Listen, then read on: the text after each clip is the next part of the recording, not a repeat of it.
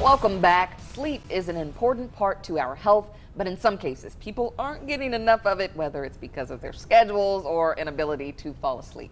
And with problems of falling asleep, people are turning to sleep aids for help. So joining this morning to talk more about sleep aids and what to know before using them is Dr. Brian Curtis. Good morning, Doctor. Hey, good morning. Thanks for being here. So, Dr. Curtis, why is sleep so important? We were just talking about it. Yeah, we were. Yeah, the snooze, right? Yes.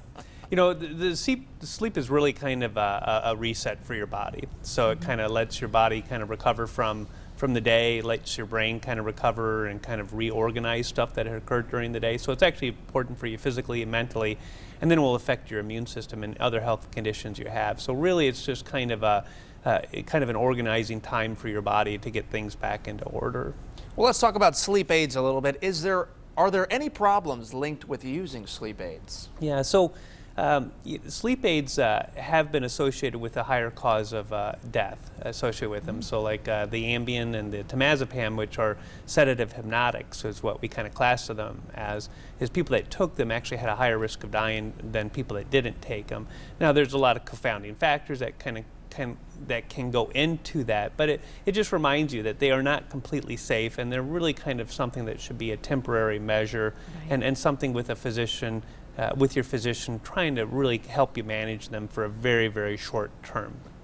And along those lines, what about people who use things that aren't necessarily sleep aids, like Nyquil? Yeah, so Nyquil and some of the other ones, you know, usually have something in them that makes people drowsy, and so, you know, it could be alcohol.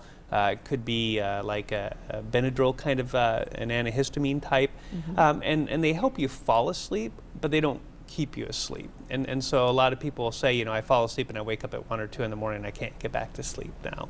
You know, and that's kind of a problem. So there's a cycle within your sleep, and you need to go through those cycles, the REM cycles throughout the night, to really kind of have restful sleep. And some of those medicines like that, the NyQuils and other ones, actually interfere with that cycling through it. Well, some people don't know really where to turn if they're having sleep problems. Who would you recommend they talk to? I would start with your primary care physician, honestly. You know, there's a lot of things that can cause sleep problems, but really it comes down to a good history. What are you doing during the day?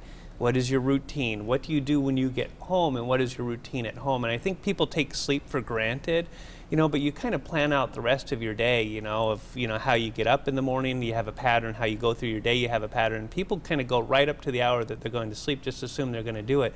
But sleep is also a pattern and something you have to kind of work at and have it with it. But, you know, there's medical conditions that can cause it, and then, like I said, there's a lot of routine stuff. People that exercise at night will have trouble falling asleep. Alcohol use, caffeine use, and then actually some medications that we prescribe can also impact your sleep, and so then we need to be more mindful and change how we give you your medicines.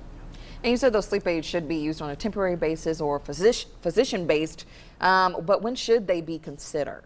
Yeah, so, you know, we'll look at some of the other ones when people are really struggling and we're trying to work them through their sleep habit, you know, and so they should be a very temporizing thing because you need it. Melatonin has been shown to be helpful for people that are like shift workers or jet lag, so that can be helpful, again, for a temporary thing while you're trying to come on and off a shift.